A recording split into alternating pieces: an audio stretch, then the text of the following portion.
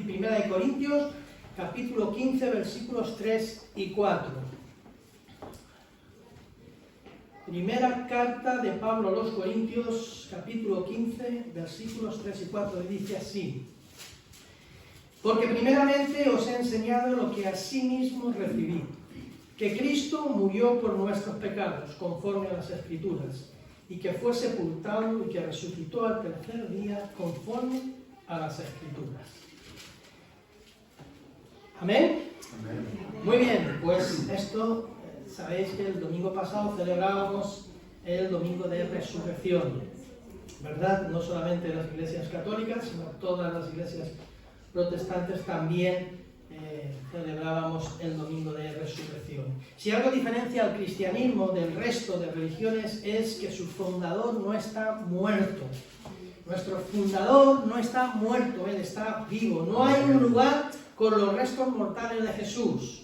Cuando tú visitas el sepulcro de Jesús en Jerusalén, este se encuentra vacío. Si tú vas a cualquier otra religión, allí está pues la tumba con Mahoma, allí tienes a Confucio, allí tienes a Buda, allí tienes a Joseph Smith, de los mormones, en fin, a Maradona, allí, ¿verdad? Todos los seguidores tienen todas las religiones, excepto el cristianismo, tienen a su fundador bajo tierra, como dicen en mi pueblo. Así que, pero el cristianismo no. El cristianismo tiene a su fundador vivo, y eso es algo que nos diferencia. Dice que al tercer día de su muerte, el domingo de resurrección, Jesús fue levantado de entre los muertos, y desde entonces su tumba sigue vacía. A pesar de que sus enemigos, desde ese primer momento, desde ese primer día, hicieron correr el bulo y la mentira de que su cuerpo había sido robado. Desde entonces han tenido 2000 años para encontrar el cuerpo de Jesús y detener a sus ladrones, y todavía aún hoy día no lo han hecho. ¿Por qué? Pues no lo han hecho sencillamente porque no hubo robo. Esta teoría de la conspiración en cuanto a la resurrección de Jesús nunca fue demostrada. Y no fue demostrada entonces con los recursos que había entonces, ni ha sido demostrada hoy en el siglo XXI con los recursos del siglo XXI, con el ADN y con las huellas del carbono 14 y todas estas historias, ¿no? Y no lo han hecho, no han podido refutar esa resurrección de Jesús. Y siguen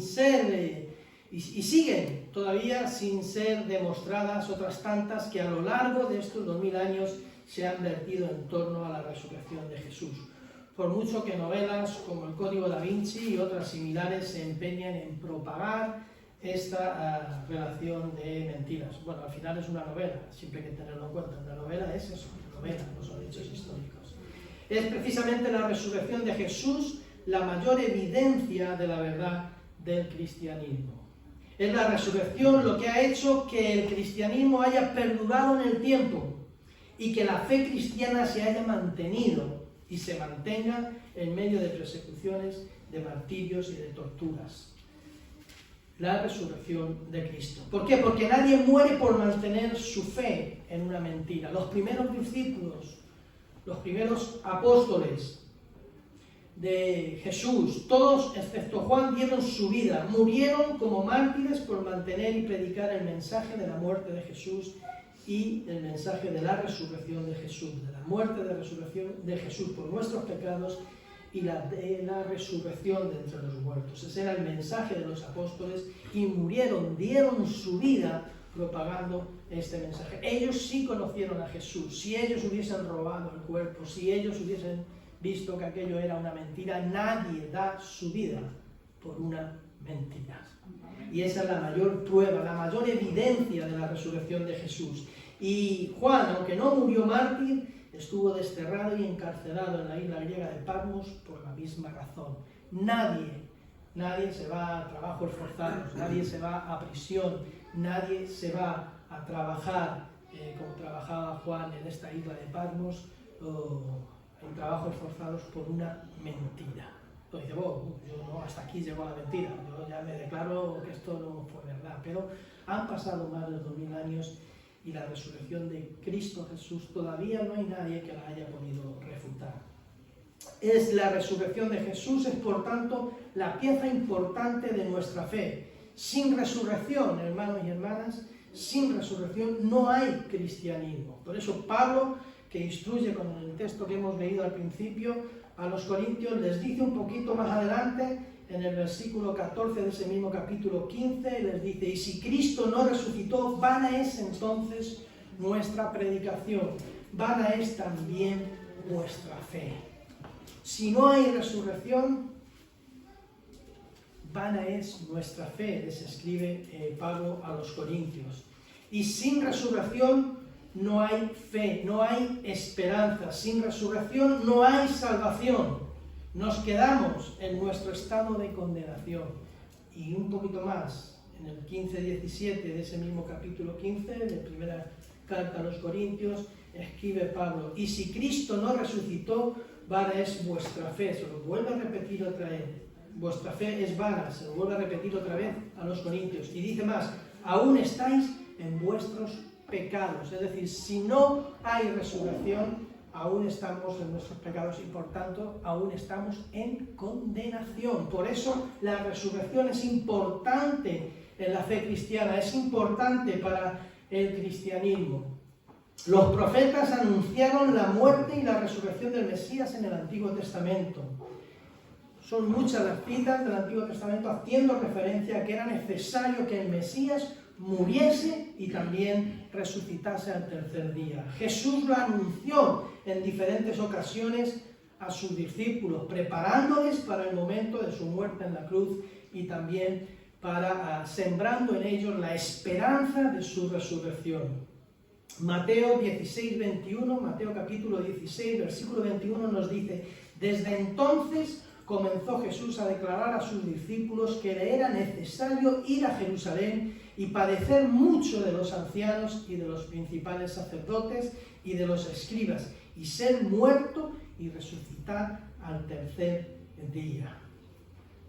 Es importante la resurrección para el cristianismo, es la pieza clave en la que se basa el cristianismo.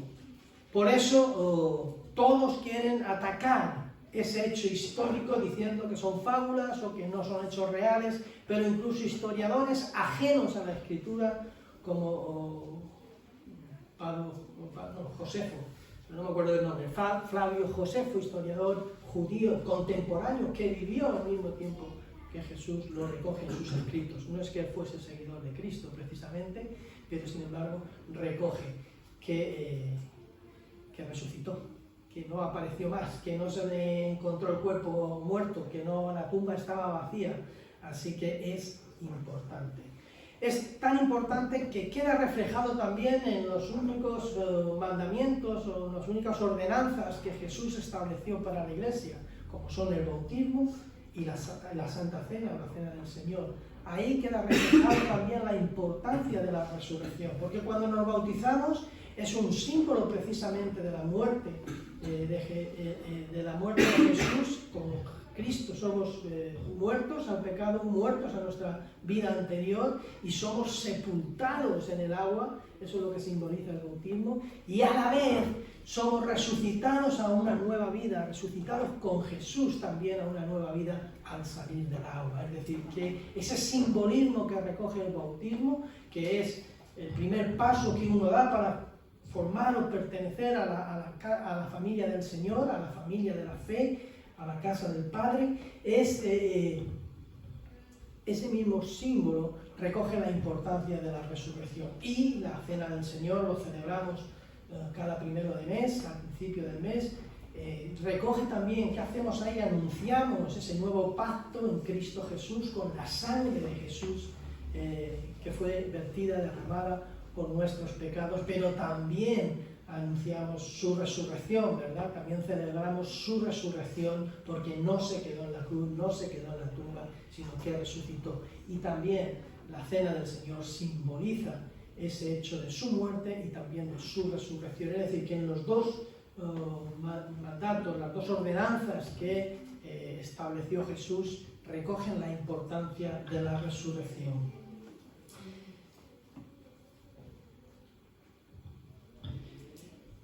Más de 10 veces aparece en los evangelios la expresión al tercer día con relación a la resurrección de Jesús. Y a pesar de ello, cuando Jesús murió, sus discípulos no se acordaron y se sumieron en la mayor de las tristezas con su muerte. Se olvidaron que al tercer día llegaba ese domingo de resurrección. La resurrección no solamente es importante para el cristianismo, es también importante para nuestra vida diaria, para la tuya y la mía. Para la tuya y la mía, para nuestra vida del día a día, es importante entender ese milagro, ese poder sobrenatural que le levantó a Cristo de entre los muertos. Al tercer día, ¿por qué? ¿Te has preguntado por qué al tercer día? Ahora bien, ¿por qué al tercer día? ¿Por qué al tercer día? ¿Por qué no al segundo? ¿Por qué no al primero? Después de que pasasen unas horas, pues ya el Señor resucitase de entre los muertos a Jesús. ¿Por qué no unas horas después? ¿Acaso Dios no tenía el poder para hacerlo de forma seguida? ¿Resucitarlo inmediatamente después de su muerte? Pero si nos fijamos bien, al tercer día es un patrón que se da en las Escrituras. Es un patrón que Dios utiliza a través de las Escrituras. ¿Sabes que la expresión al tercer día aparece más de 29 veces en el Antiguo Testamento? Es un patrón que se repite en la forma de actuar de Dios.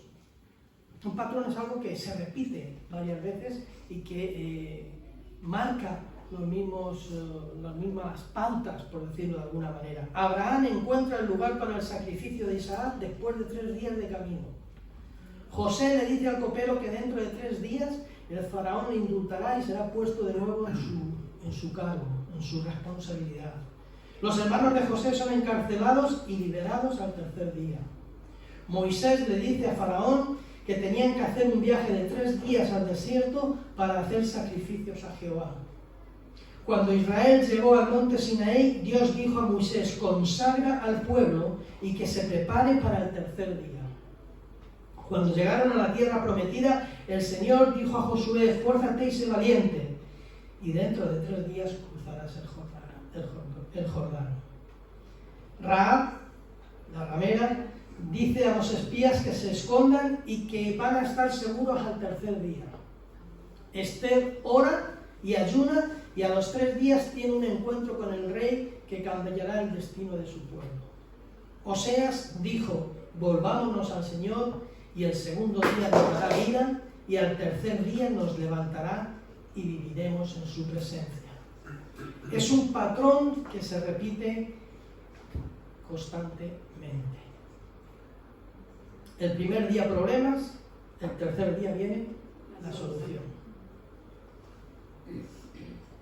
Y en nuestra vida pasa exactamente lo mismo. Nuestra vida es una serie de 3 días, como la de Netflix. Pues vivimos series continuas de 3 días, donde a veces entramos en problemas y al tercer día salimos o encontramos la solución o somos resucitados de nuestros problemas al tercer día. El problema es que no sabemos que estamos viviendo precisamente un proceso de 3 días hasta que no llega el tercer día. Cuando estamos en el segundo día pensamos: nos abandonó el Señor. ¿Qué pensaron los discípulos? Señor, Jesús se ha muerto, nos hemos quedado huérfanos. Todos tristes, todos... nadie, fíjate que se lo repitió a veces, pero nadie estaba pensando: hay un tercer día, hay un tercer día, hay un tercer día. Se quedaron en la pérdida, se quedaron en ese sábado. Los discípulos no saben que había un tercer día, a pesar de que el Señor se lo dijo en diferentes ocasiones antes de morir. Si lo hubieran sabido, no hubiesen dudado. Tomás no hubiese dicho, hasta que no meta mis dedos en sus llagas, en sus manos, no creeré que ha resucitado. Los discípulos no estaban confiando en que va a haber un tercer día. Si tú no estás confiando en un tercer día, no vas a saber que hay un tercer día hasta que no llegue el tercer día. Pero ¿cómo sabes que hay un tercer día? Porque con el Señor, hermano y hermana, y es lo que quiero que grabes en tu corazón, con el Señor siempre hay un tercer día, hermano y hermana. Siempre hay victoria. Grábalo en tu corazón. Con el Señor, si estás en Cristo, si estás en el Señor, si Jesús es el Señor de tu vida, si Jesús es tu Salvador, hay un tercer día, siempre hay un tercer día. Siempre hay un tercer día. En Cristo siempre hay victoria. ¿Y sabes por qué? Porque Él la ganó para nosotros en la cruz del Calvario. No es porque seamos más guapos, ni más santos, ni más bonitos que el resto, no. Es porque Él ganó esa victoria para nosotros, para aquellos que creen y que se apropian de esa victoria de Cristo Jesús en la cruz del Calvario. La hacen suya, creen en ese poder de la resurrección. No solamente para que cuando Cristo fue levantado de entre los muertos, sino que cree en ese poder de la resurrección para cada uno de nuestros días, hermanos y hermanas, para cada una de nuestras necesidades, para cada uno de esos momentos por los que estamos pasando, en los que no vemos luz por ningún lado. Hay tercer día para el que está en Cristo. Hay victoria para el que está en Cristo. Juan 16:33 dice: estas cosas os he hablado para que en mí tengáis paz. En el mundo tendréis aflicción, pero confiad, yo he vencido al mundo. Cristo ha vencido al mundo. Y esa es la garantía de la resurrección en nuestras vidas. Esa es la garantía también de que hay ese tercer día en el que Dios va a obrar, en el que Dios va a intervenir en tu causa. La resurrección es importante, como dije, también en nuestra vida diaria como discípulos de Cristo. No hay domingo de resurrección sin viernes de pasión y sin pasar por el sábado de silencio. Sabemos, somos conscientes cuando estamos pasando por esas tribulaciones, por esas pruebas, por ese sufrimiento, ¿verdad? Sabemos, estoy en un viernes de pasión, estoy sufriendo unas circunstancias, estoy pasando por situaciones complicadas y difíciles. Y después viene el sábado es el día que no pasa nada. Y eso sí que es agobiante, porque no oyes al Señor. El Señor está callado, está mudo. Y tú dices, ¿dónde está el Señor? El Señor me ha abandonado. Ese es el sábado de silencio que yo llamo, ¿verdad? Ese sábado en el que te gustaría esa palabra de aliento de parte de Dios, esa palabra de ánimo, esa palabra de dirección, pero no llega. Dios está callado. Tú dices, me abandonó el Señor. ¿Qué hice? ¿Qué pequé? ¿En qué caí? Me abandonó el Señor. Viene ese pensamiento en ese sábado. Muchos quisiéramos pasar por alto el sábado, pero hay que pasarlo, hermanos. Si queremos llegar al domingo de gloria, si queremos llegar al domingo de la resurrección, hay que pasar por el sábado. Hay que depositar nuestra esperanza en ese domingo de resurrección, en ese tercer día que va a llegar. Aunque ahora el Señor esté callado, aunque ahora el Señor no esté hablando, aunque ahora no percibas el abrazo del Señor, hay un tercer día. Hay un tercer día y hay que llegar a ese tercer día. Pero tienes que pasar por el sábado. Hay que pasar por el sábado de silencio. No hay domingo de resurrección sin viernes de pasión y sin pasar por el sábado de silencio. No hay resurrección si no hay primero muerte. Tus ilusiones, tus sueños, tus metas, tus promesas, tus anhelos tienen que morir para que sean de Dios. Tienen que morir en la cruz. Tienen que morir en la cruz para resucitar al tercer día. Y entonces sabrás que esos sueños, que esas metas, que esos objetivos, que esas promesas que tienes son de Dios. Porque murieron y fueron resucitadas. Y si murieron y se quedaron, las que se quedaron, no eran del Señor. Pero si son del Señor, tienen que resucitar, tienen que morir.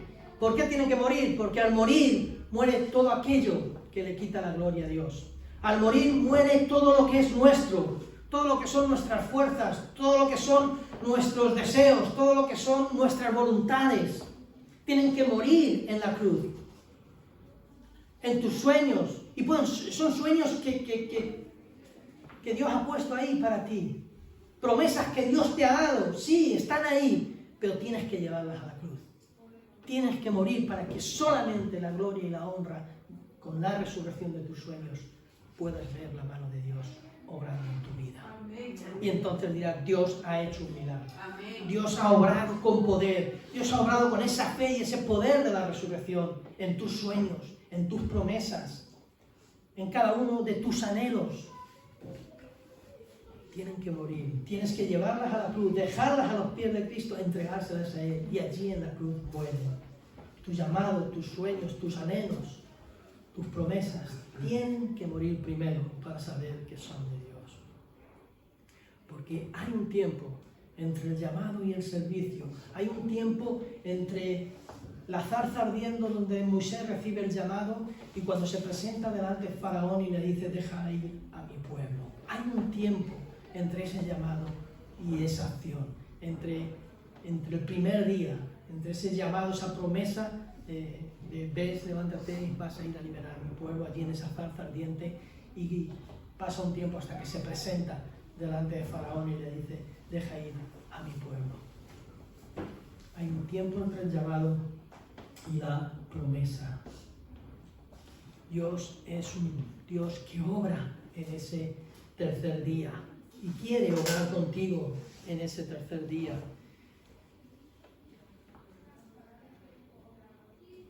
Va a haber viernes de pasión en tu vida, pero también domingos de resurrección. Pero entre el viernes y el domingo está ese sábado donde Dios no te habla y donde podemos tomar caminos dispersos y variados que nos pueden llevar a situaciones complejas, aún más complejas y más difíciles.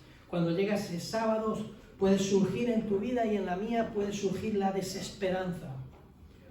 Cuando llega el sábado de silencio, algunos escogemos la desesperanza. Perdemos la fe, la confianza. Nos olvidamos que hay ese domingo de resurrección. ¿Y sabes lo que pasa cuando pierdes la esperanza? Cuando pierdes la esperanza estás perdiendo la fe, te entristeces, vives en una continua queja y lamento, no aprecias lo que tienes, vives insatisfecho, no alcanzas a ver la bendición de Dios en tu vida porque solo estás viendo la desesperanza. Porque has escogido el camino de la desesperanza y no la de proyectarte a ese tercer día, a ese poder de la resurrección en tu vida, a ese poder de la resurrección en tus problemas. Pero también podemos coger el otro aspecto, el otro camino, el del positivismo. Algunos dicen, no hay sábado, ya es domingo. Pero no, el sábado está ahí. Esa es la realidad. La realidad es que hay un sábado por mucho que le neguemos. Pero algunos optan por el positivismo. Eligen el positivismo, la negación de la realidad. Piensa en positivo, declara en positivo. Pero esto, hermanos, no es una doctrina bíblica. La fe en Cristo no nos aleja de la realidad, sino que nos ayuda a confrontar la realidad con el poder de Dios. El positivismo es la fe sin Cristo, hermanos. O dicho de otra manera, es la fe en la fe. Pero hermanos, la fe en la fe no sirve para nada. La fe tiene que estar depositada en Cristo Jesús. Y eso es una fe que actúa, es una fe que obra. Voy a poner un ejemplo práctico. La fe es como ese combustible de los aviones. Sabéis que los aviones trabajan con queroseno, ¿no? Es el combustible más potente para que esos aviones transatlánticos crucen desde España y te vienen en Ecuador y no se caigan en el medio del océano Atlántico, ¿no? Llevan el combustible, queroseno, ¿verdad? Pues la fe es el queroseno, es el combustible, pero ese avión, ese Jumbo, ese, no sé, Airbus, ese, no sé cuál cogéis cada uno para ir al otro lado, pero aseguraros que es un buen avión porque el trayecto es largo, ¿verdad? El avión es Cristo. Tú te puedes subir en un bidón de queroseno y decir, vuela, vuela, vuela, vuela, que el queroseno ni se mueve del suelo. Ahora, si tú ese queroseno lo echas al avión y te montas en el avión, llegas a Ecuador, llegas a Venezuela, llegas a Bolivia, llegas allá donde tienes que ir. ¿Por qué? Porque la fe tiene que estar depositada en Cristo. La fe, en el sí porque sí, creo. No, tiene que ser una fe depositada en Cristo, en ese poder de la resurrección, en esa fe de la resurrección, en esa fe en que hay un tercer día que Dios tiene preparado para ti, para tu situación, para tus problemas, para la situación por la que estés pasando. No hay que pensar en positivo, hay que actuar en fe de resurrección. La fe en la resurrección es también aplicar la gramática de Dios a tus sueños y a tus ilusiones, y a tus metas y a tus promesas. Conocemos todos la matemática de Dios, ¿verdad? Esa matemática que nos dice que 1 más 1 sigue siendo 1 y no 2, ¿verdad? Con relación al matrimonio. 1 y 1 siguen siendo 1. Esa es la matemática de Dios, ¿verdad? Pero hay una gramática de Dios. Y la gramática de Dios nos dice que no pongas el punto final donde Dios ha puesto una coma a tus sueños. Y que no pongas una coma a tus sueños donde Dios ha puesto un punto final. No podemos cambiar la gramática de Dios, pero dejemos que Él tenga siempre la última palabra. Amén. Él tiene la última palabra. No sé cuál es el sueño que murió en tu vida. No sé qué sueño murió allí en tu vida. No sé qué ilusión, qué esperanza, qué promesa que Dios te dio hace 20 años y que quizás digas, ya ni me acuerdo porque no se ha cumplido. Si es una promesa del Señor, Dios la resucitará y la pondrá en ese tercer día y hará resucitar ese tercer día cada uno de tus sueños. No pongas un punto final donde Dios solamente ha puesto una coma. Pero tampoco te agarres a cosas que tienes que soltar si Dios ya puso el punto final a esas cuestiones.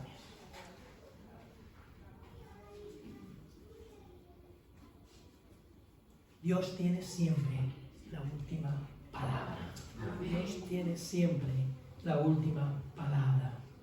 Así que no entres en desesperanza, pero no entres tampoco en un falso positivismo que no te lleva a nada. Pon la fe donde la tienes que poner, en Cristo Jesús. Fe en ese poder de resurrección para tu vida, para cada uno de tus sueños, para cada una de tus promesas, para cada una de las cosas que quizás ya diste por perdido.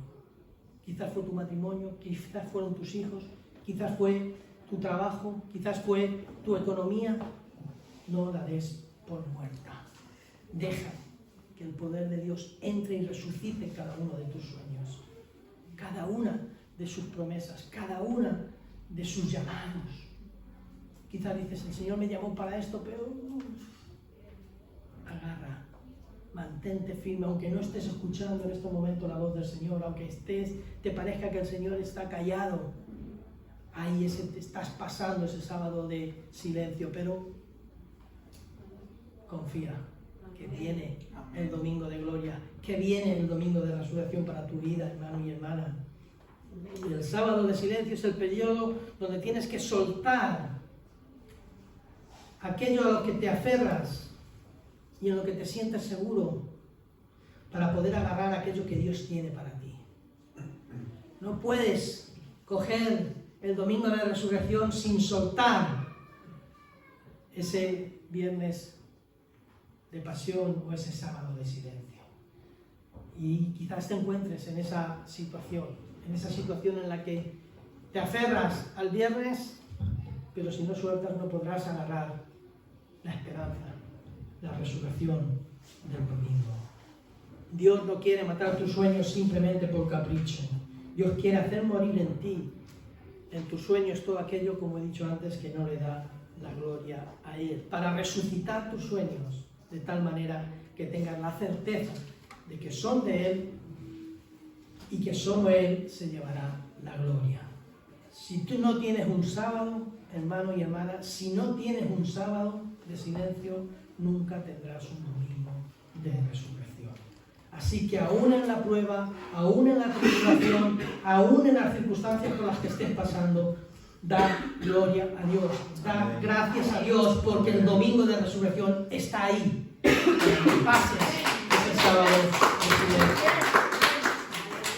Algunos quieren saltarse este sábado y pasar del viernes al domingo. Y esto nos pasa mucho a los padres con los hijos. Les llevamos de domingo de resurrección en domingo de resurrección.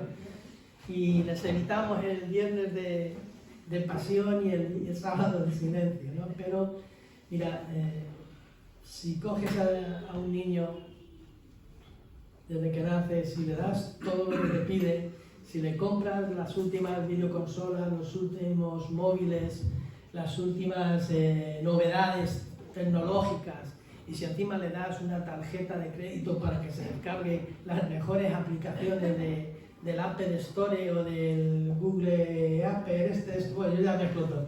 Bueno, sabéis a lo que me refiero, ¿verdad? Si tú le dejas todo eso y le das todo eso, vas a tener un hijo o una hija que van a estar en un domingo de resurrección permanente. ¿Cuál es el problema? El problema es que van creciendo, se van haciendo adultos, se van haciendo mayores.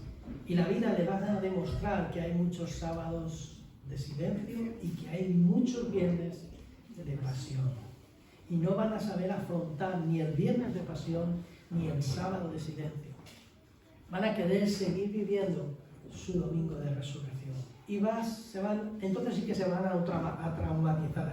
No porque les quiten la videoconsola, no porque no se las compres, no, por eso no se traumatizan. Yo viví sin videoconsolas, bueno, en mi época no los había, es evidente, y a pastores fácil, no, pero yo viví sin balón de fútbol, esos de batán eran de plástico, en el momento que cogían una espina se pinchaban y se desinflaban y te quedabas sin balón.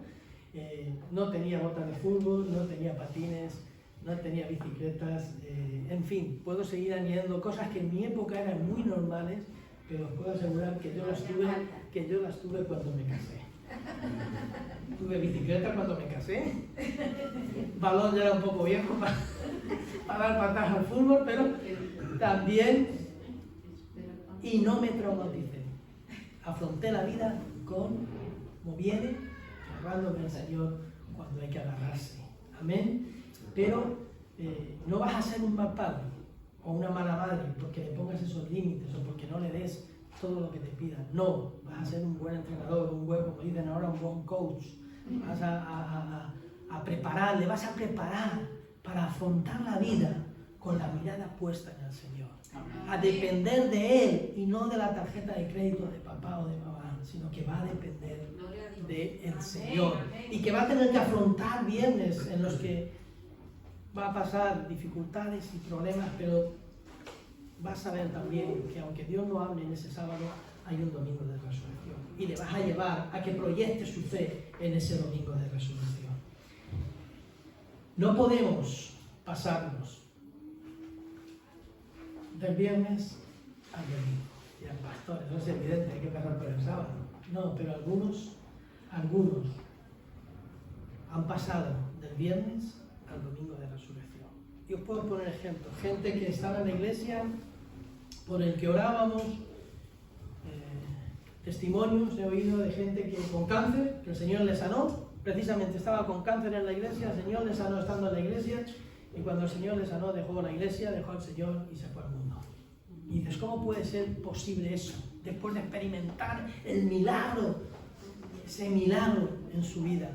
Pues hay casos que se han dado. Gente que estaba en necesidad y azares de la vida, le tocó la lotería y ya se olvidó del Señor, de la iglesia y de todo lo demás. Y se fue a vivir su permanente domingo de resurrección. Se pasó del viernes al domingo. ¿Sabéis cuál es el problema de saltarse el sábado? Es que el sábado te va a llegar sí o sí. Y es mejor pasarle entre el viernes y el domingo que no pasar un sábado permanente. Es mejor vivir el sábado cronológicamente en su lugar y en su tiempo que no vivir un sábado permanente. Y esto es válido para cuestiones, como he dicho, de la economía, es válido para cuestiones del trabajo, es válido para cuestiones del ministerio. Hay gente que ha heredado una iglesia y que no ha sabido gestionarla, no ha sabido dirigirla, no ha sabido llevarla hacia adelante. ¿Sabéis por qué? Porque no la parió, y permitirme la expresión dura, porque no consideró que aquellas ovejas eran suyas. ¿Por qué? Porque no las alimentó, no las dio la lechecita cuando hubo que darlas, se la dieron otros. Y heredó la iglesia y no pasó por ese viernes de pasión, de la dureza de levantar, de abrir una iglesia, de la dureza de formar una congregación, de pagar el local a duras penas, de esforzarse por llegar a fin de mes con el esfuerzo y el sacrificio de los hermanos y de las hermanas. Y cuando no vives eso, no vives ese viernes de pasión, no vives el silencio de Dios en el sábado de silencio, cuando te ponen la iglesia en tus manos, si no sabes gestionarla, si no sabes reconocer, es posible que ese domingo de resurrección tan bueno que pusieron en tus manos se convierta en un sábado permanente. Hay que saber gestionar y vivir los sábados. Hay que aguantar en los sábados para que llegue el domingo de resurrección, pero no podemos llegar al domingo de resurrección sin haber pasado por el sábado. Hay que pasar el sábado de silencio, hay que pasar el viernes de pasión.